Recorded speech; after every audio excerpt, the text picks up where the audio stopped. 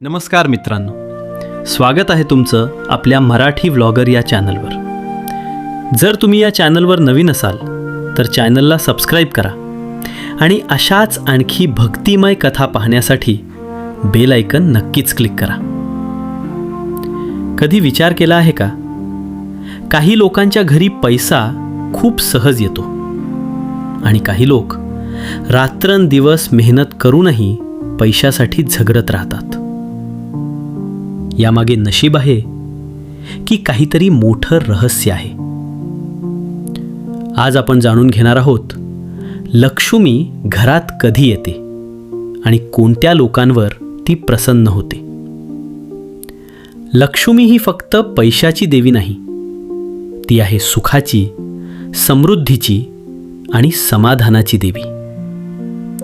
पण एक गोष्ट लक्षात ठेवा, लक्ष्मी कधीही एका ठिकाणी कायम राहत नाही. ती येते आणि जाते. पहिलं रहस्य, ज्या घरात स्वच्छता असते त्या घरात लक्ष्मी येते. दुसरं रहस्य, ज्या घरात भांडणं होतात तिथे लक्ष्मी राहत नाही. तिसरं रहस्य, ज्या घरात स्त्रियांचा सन्मान होतो तिथे लक्ष्मी कायम राहते. चौथं रहस्य, लोभी लोकांवर लक्ष्मी प्रसन्न होत नाही. पाचवं रहस्य, दान करणाऱ्यांच्या घरी लक्ष्मी येते. लक्ष्मीला शांतता, स्वच्छता आणि चांगलं वागणं आवडतं. आता एक महत्त्वाची गोष्ट, लक्ष्मी रात्री घरात येते असं मानलं जातं. म्हणून रात्री घर स्वच्छ ठेवणं खूप गरजेचं आहे.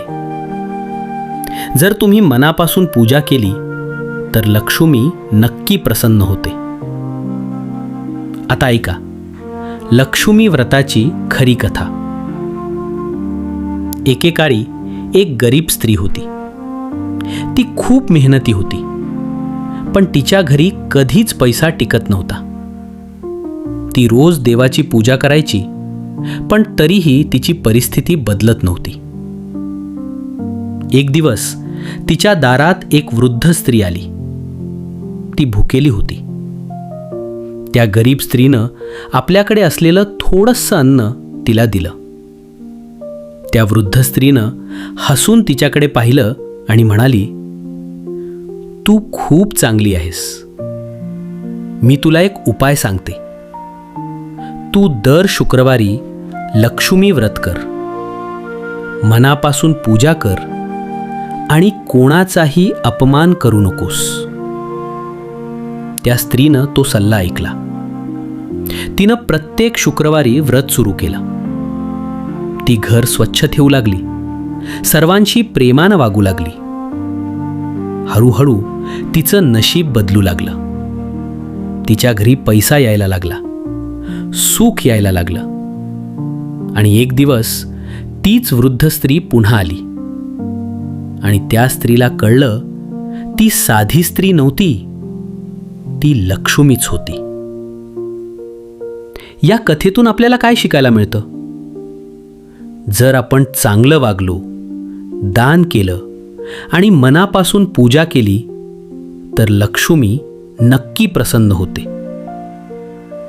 आजही अनेक लोक लक्ष्मी व्रत करतात आणि त्यांच्या जीवनात बदल होतो.